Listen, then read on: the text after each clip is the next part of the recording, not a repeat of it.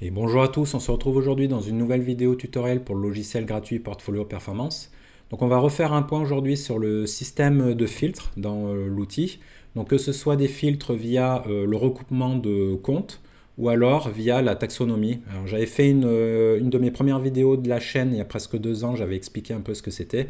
Donc je pensais que c'était le bon moment pour refaire un point là-dessus, sachant que c'est très utile.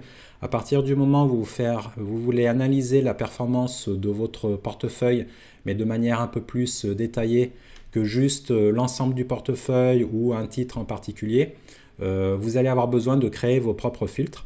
Donc que ce soit au niveau de comptes groupés, on va commencer par ça. Donc ils avaient intégré dans l'outil depuis quelques versions là, cette section compte groupé qui simplifie pas mal la vie pour créer ces recoupements de comptes. Donc ce que c'est en fait, c'est tout simplement à partir du moment où vous voulez créer un filtre ensuite que vous voulez utiliser dans Performance des comptes regroupés, donc que ce soit compte de dépôt ou compte de titre, vous allez avoir besoin de créer vos propres comptes groupés. Donc c'est en gros des super comptes. Donc là par exemple, moi je me suis créé pour faire mon suivi un super compte stock picking où je vais avoir l'ensemble de mes différents CTO. J'ai également une section stock picking avec cash, donc là j'ai rajouté également mes comptes de dépôt. Et puis après de la même manière, vous allez pouvoir avoir l'ensemble du portefeuille avec cash ou hors cash, ou alors juste les CTO côté Europe. Et ensuite, ces filtres-là, vous allez pouvoir les sélectionner dans la partie performance. Donc ça va vous permettre de filtrer rapidement. Ensuite, dans Performance, faire des sous-catégories pour analyser, par exemple, la performance juste de la partie Europe ou, je ne sais pas, la partie PEA. Donc, comment ça fonctionne, hein, c'est facile. Là, vous allez, pour créer un nouveau compte, vous faites nouveau filtre.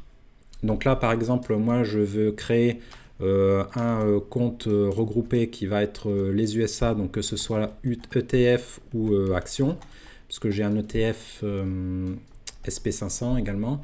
Voilà, donc là, on sélectionne ensuite ce que l'on veut mettre dans le compte. Donc bien évidemment, vous allez pouvoir retrouver dans les différents comptes les mêmes éléments, hein. Donc ça va être les comptes de dépôt ou comptes de filtre. Donc moi je vais regarder mon compte US avec la partie cash également, et puis PEA ETF, ce que j'avais appelé PEA ETF, c'était juste mon SP500, mon ETF SP500 sur le PEA, voilà. Donc après, dans la partie dessous, vous allez avoir le regroupement de tous les instruments qui sont dans ces différents comptes.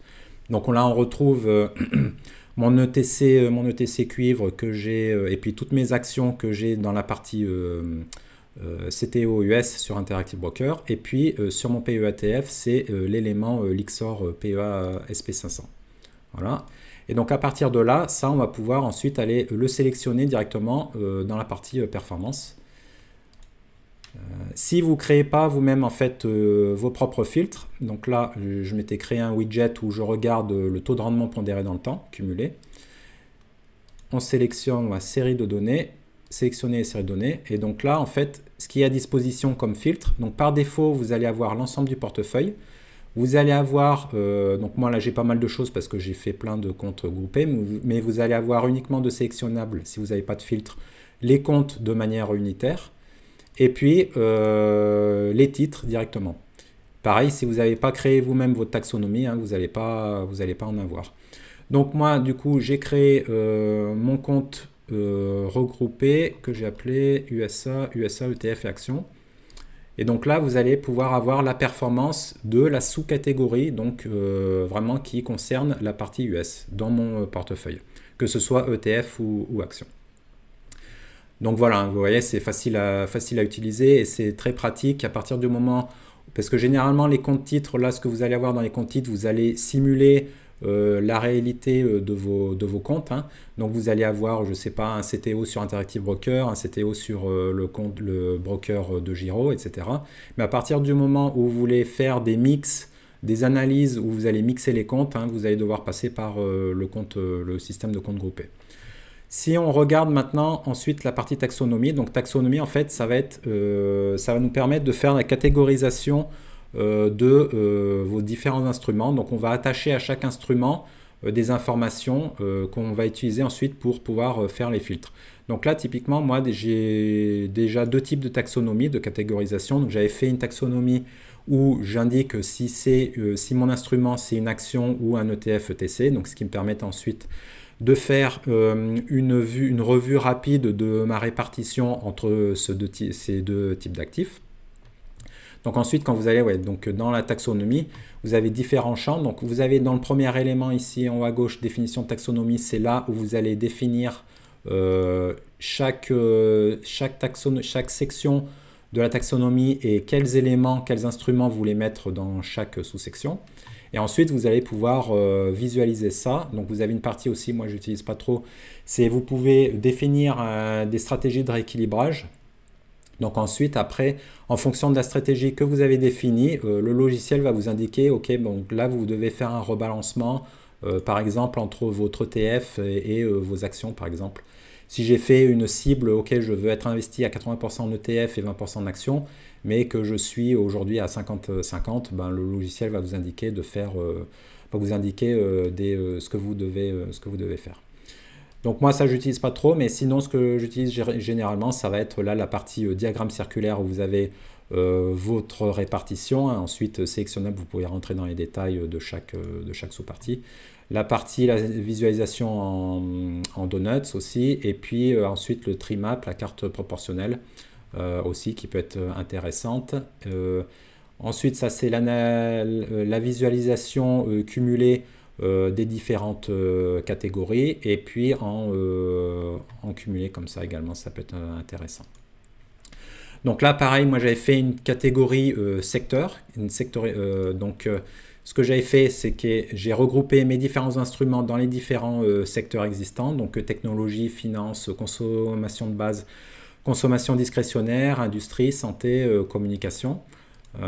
J'ai regroupé mes différents instruments là-dedans, et puis ça me permet ensuite de faire ma visualisation rapide en fonction de ces différents secteurs. Donc ça c'est vraiment très intéressant. Et donc après, ces différentes catégorisations que vous avez fait dans taxonomie, ça va être disponible dans la partie performance comme filtre. Donc là, mettons que je veux créer une nouvelle taxonomie, je clique là, nouvelle taxonomie, et on va faire une taxonomie basée sur la géographie de mes actions, de mes actifs, géographie, voilà, taxonomie vide. Donc là, je vais avoir ma taxonomie, et puis là, tous les instruments visibles ici. Donc dans ma géographie, je vais rajouter donc deux sous-catégories, hein, une partie US et une partie Europe. Voilà, parce que c'est les deux seuls endroits où j'ai mes actions. Voilà. Et donc ensuite, ou bien je vais glisser-déposer. Donc là, par exemple, mon instrument, mon action Apple va dans la partie US. Donc je fais glisser-déposer comme ça. Voilà. Ou alors, je clique droit et je fais assigner. Donc à cette catégorie, je vais assigner donc Amazon. On va pas toutes les faire, mais on va mettre quelques-unes de mes actions. Et puis la partie Europe, je vais assigner, donc j'ai L'Oréal actuellement, j'ai Evolution AB, et puis on va mettre Novo Nordisk. Voilà. Donc vous voyez, hein, c'est facile à faire. Et donc à partir de là, après, je vais pouvoir avoir ma visualisation rapide. Alors par défaut, il va laisser les instruments sans classification. Donc ça pollue un peu le graphe. Donc là, si vous voulez l'enlever, vous allez en haut sur la roue dentée, vous désactivez inclure sans classification, et ça vous gardez juste les éléments que vous avez mis dans la taxonomie, évidemment. Et donc là, après, voilà, vous avez rapidement votre répartition entre vos différentes catégories que vous avez définies. Donc ça, c'est pas mal. Et donc après, dans Performance, vous allez pouvoir les sélectionner. Donc là, je crée un nouveau widget, encore une fois. Performance, pareil, on va reprendre le taux de rendement cumulé dans le temps, et je veux sélectionner, on va sélectionner la nouvelle taxonomie que j'ai faite.